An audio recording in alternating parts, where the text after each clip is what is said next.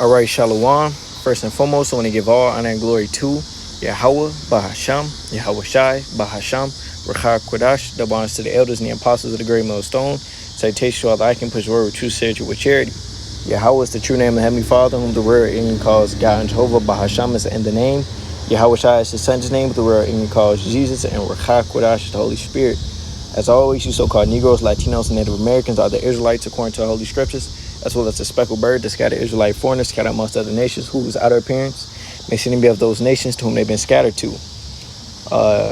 You are Israelites, no matter what your outer appearance may seem to be, as long as your lineage goes back to the 12 patriarchs, through your father's line, of course. But hey, as always, on the brother, you're Dyer from the Great Millstone Branch here in Chicago, and I'm back with another lesson. It's going to be entitled Chasing the Bag Dash Riches, and that's one of the things that our people stumble and fall over. They've been cultivated to have a mind that's set on making money, getting this worldly possession, having this and having that, just so I can go do this and do that, when the scriptures tell you the basic duties of man is to serve the Most High and keep his commandments. We weren't set here to try and live our best life to gain all this money. Now, having money isn't, you ain't going off if you have money, because the scriptures say money is a defense. But if that's your main goal and that's what you're looking for salvation, it's gonna fail you. This is Proverbs 11:4. Riches profit not in a day of wrath, but righteousness deliver from death. So riches, money, cars, clothes, gold, change, whatever, whatever it is, that's not going to deliver you from the wrath of the Lord. You see, the Lord is coming back to those that turn from transgression in Jacob. It says in the book of Isaiah, the Redeemer shall come to those that turn from transgression in Jacob. The Lord ain't coming back, for Jay-Z, Lil Wayne, R. Kelly and these individuals. No, the Lord is coming back to those sincere, the lowly, the meek. This is Zephaniah 1:14. The great day of Yahweh is near. It is near and hasteth greatly. Even a voice of the day of Yahweh. It says the mighty man shall cry there bitterly. So this is going to be a time like never before. Mighty men, big strong men, these gang bangers, they're going to be so distressed. They're going to be crying. The only people that's going to have any type of mind to withstand these things are the men of the Lord. You see? It says, verse 15, that day is a day of wrath, a day of trouble and distress, a day of wasteness and desolation, a day of darkness and gloominess, a day of clouds and thick darkness. In Amos, the 5th chapter, it tells you, woe unto you that desire the day of the Lord. For what day is it to you? It's a day of darkness and no light, even no light at all. You see?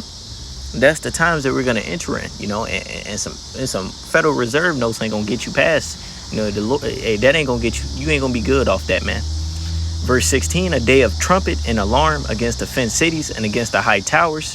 It says, verse 17, and I will bring distress upon men, that they shall walk like blind men, because they have sinned against Yahweh, and their blood shall be poured out as dust, and their flesh as dung. It says, neither their silver nor their gold should be able to deliver them in the day of Yahweh's wrath, but the whole land shall be devoured by the fire of his jealousy. It says, for he shall make even a speedy riddance of all them that dwell in the land. So here the scriptures tell you, point blank, look, your gold, your silver, because that's what real currency is. That paper money, that's losing its worth as we speak, but that's not going to be able to deliver you. The Lord ain't going to come back and ask you how much money you got. The Lord said everything is his, but this is Ezekiel chapter 7 and verse 19. They shall cast their silver in the streets, and their gold shall be removed. Their silver and their gold shall not be able to deliver them in the day of the wrath of Yahweh. They shall not satisfy their souls, neither fill their bowels, because it is the stumbling block of their iniquity. And there are people trip and fall over trying to get the money. They end up going out their way, departing from seeking their power, what they supposed to be doing, trying to find carnal things such as money, wealth, power, women, this type of luxurious life. You see, the riches, when you covenant after it, it's a stumbling block. You see, Sirach 31:1, watching for riches consumeth the flesh, and the care thereof driveth away sleep. You know, you got Jake that be rapping about it. Can't go to sleep chasing the M's. You know, doing this and doing that. You say it says it consumeth the flesh, right? That's what your whole mind is gonna be on. That's what your whole body is gonna be over to. You're not gonna be thinking about the Lord if you trying to if getting a bag is your is what's on your mind. You know, it says, "In the care thereof drive away sleep." Verse 2, watching care will not let a man slumber, as a sore disease breaketh sleep. So, the desire to get money like that, to be desirous of money, is compared to a sore disease. You're not able to rest. You know, you just weary. You know, you got to keep going and keep going and keep going. One thing J. Cole said, he was kicking some nigga knowledge, but he said money is numbers, and numbers go on forever. So if you're chasing money, or if your thing is to get money, you're gonna continue. You're gonna keep going after and keep going after. You're never gonna get enough, because it's never gonna stop. You know, and that's real spiel. You see. But this is call all y'all brush your mouth shot. This is verse 3. It says, "The rich have great labor in gathering riches together, and when he resteth, he is filled with his delicates. The poor laboreth in his poor estate, and when he leaveth off, he is still needy. He that loveth gold shall not be justified, and he that followeth corruption shall have enough thereof." So he that loveth gold shall not be justified, right? Because you're gonna basically sell your soul to get the gold. You know, you'll do anything to get it. You know, you can't be found spotless if gold is the thing that's on your mind. You know, it says, "And he that followeth corruption shall have enough thereof." So when you go down that path, you're gonna get all the smoke that comes with it. You see, the Sirach 31:6, "Gold have been the ruin of many, and the destruction was present." Right, riches. Men kill other men over this stuff that, you know, they're coveting after. You know, first off, the labels sell out Jake the bag, then they go on Instagram, post a bag, you know, and basically have everybody coveting after what they have. Now at the street level, you got Jake killing each other, trying to get what these rappers got, man. You see? "Gold have been the ruin of many, and their destruction was present. It is a stumbling block unto them that sacrifice unto it." You see? You trip and fumble trying to get the bag. "And every fool shall be taken therewith." And if you're a fool, you gonna fall for it. That's a snare you're gonna fall into. It says, verse 8, "Blessed is the rich that is found without blemish, and have not gone after gold." So the true riches that you can have is faith. You see, because that's gonna deliver you. Having that faith in the Lord, coupled with those works, that's what's gonna deliver you. That's how you're gonna find favor in the eyes of the Lord. That's how the Lord is gonna show that He's working with you. You see, the Lord ain't finna be a Jay-Z, you know, the elites of our nation, so to say, which they're not the real elites, but you know, those ones that's esteemed, the so-called blacks, Latinos, Native Americans. The Lord ain't gonna be dealing with them. You know, they're gonna have their money and stuff, but that's only gonna get them so far. You feel me? This is Proverbs 23:4. "Labor not to be rich, cease from thy own wisdom." So the scriptures, it's free game. The scriptures tell you to labor not to be rich, cease from thy own wisdom. If the Lord bless you, the Lord bless you. But your main goal isn't, I gotta go ahead, I'm finna work 200 hours a week so I can get this amount of. How you gonna serve the Lord if you doing all that? You know, you know what, I'm finna go to college, I'm gonna get this degree, then I'm gonna go into this engineering field, I'm gonna make this amount of much money. You know what, I'm finna go ahead and start selling this and selling that. You see, that's not how we were meant to live. You know, it says, "Labor not to be rich, cease from thy own wisdom." Right, that's your own wisdom. The scriptures tell you that is a way that seemeth right unto a man. You see, our people think it's cool to, all right, I'm gonna go get this nice job, and I'm gonna go feed my family, and I'm gonna go to church on Sundays. They think, you know, that's the right way to do it. But the rest of that Proverbs tell you, "But the end thereof are the ways of death." So cease from thy own wisdom. Labor not to be rich, cease from thy own wisdom. "Wilt thou set thine eyes upon that which is not? For riches certainly make themselves wings, they fly away as an eagle toward heaven." You see, a riches in this world, it's temporary. They can be taken away from you. You see? That's why the scriptures say, "Lay it for yourself treasures in heaven, where moth nor rough doth not corrupt, nor," I'm gonna grab it. No, I just butchered.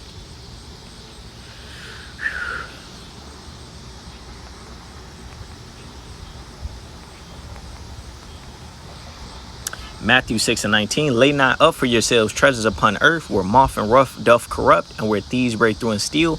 So don't treasure anything on this planet, on this earth. Certainly not riches. Why? Because they can be taken away from you. Verse 20, but lay up for yourselves treasures in heaven, where neither moth nor rust doth corrupt. See, that's spiritual currency, which nobody can touch, right?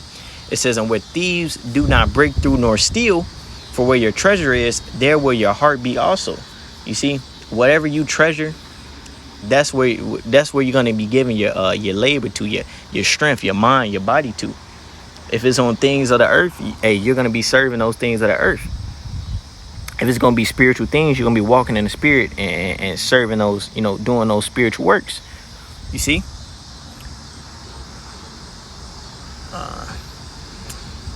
I'm going to keep reading. It says, the light of the body, it says, verse 22, the light of the body is the eye. If therefore thy eye be single, thy whole body shall be full of light. So you got to keep your eyes on the prize. Keep your eyes on the things that profit you, the kingdom of heaven. It says, but if thy eye be evil, thy whole body shall be full of darkness. If therefore the light that is in thee be darkness, how great is that darkness? You see? Verse 24, no man can serve two masters, for either he will hate the one and love the other, or else he will hold to the one and despise the other. Ye cannot serve the Most High and mammon. Let me go into that mammon really quick. It's Matthew 6 and 22.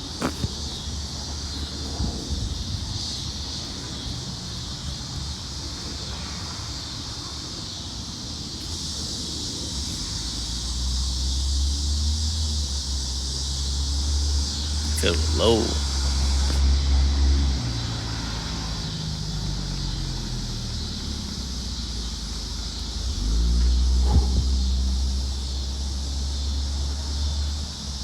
This is Matthew chapter 6. This that word mammon, it says mammon, treasure, riches. Where does personify and opposed to the Most High. So riches. See, confidence, wealth. So wait, man, you can't serve the Most High and serve and want to go after the riches of this world, This is Colossians 3:1. If ye then be risen with Hamashiach, seek those things which are above, where the Most High where Hamashiach Yahushua sitteth on the right hand of the Most High. Set your affections on things above, not on things on the earth. Right? Hey, having this knowledge, wisdom, understanding. Hey, that's riches. See, this wisdom is the scriptures. It's repetitive. It says it's more. It's basically exalted more than rubies.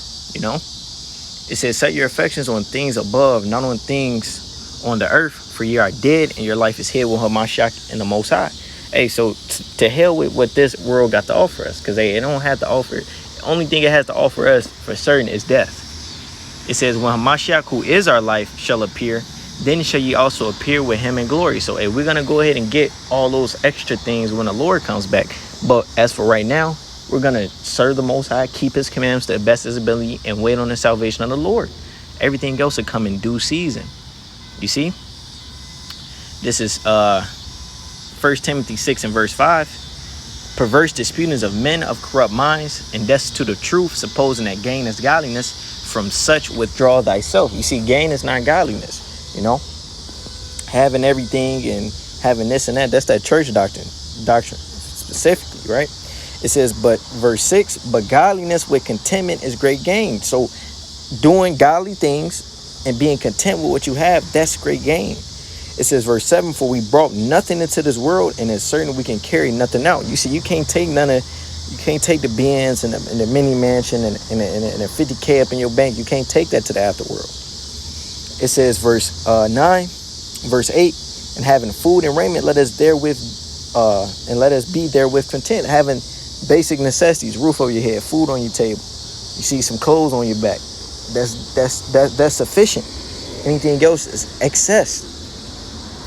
It says verse 9, but they that will be rich fall into temptation and a snare, and into many foolish and hurtful lusts, which drown men in destruction and perdition. You see, having that desire to get riches, it leads you to doing many foolish and hurtful things to yourself.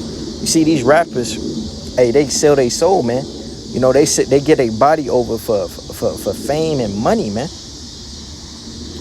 It says, verse 10, for the love of money is the root of all evil, which while some coveted after, they have erred from the faith and pierced themselves through with many sorrows. You see, Jake go out their way to get the bag, and they do nothing but weary themselves in wickedness.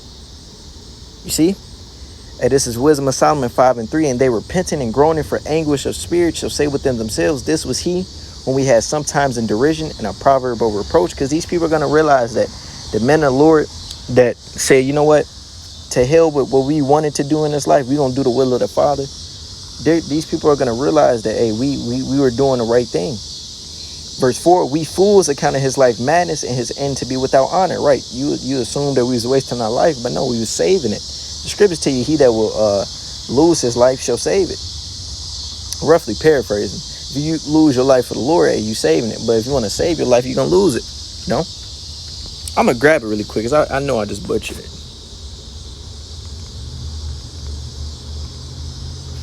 This is Matthew 16:24. It says, then said Yahushua unto his disciples, if any man will come after me, let him deny himself and take up his cross and follow me.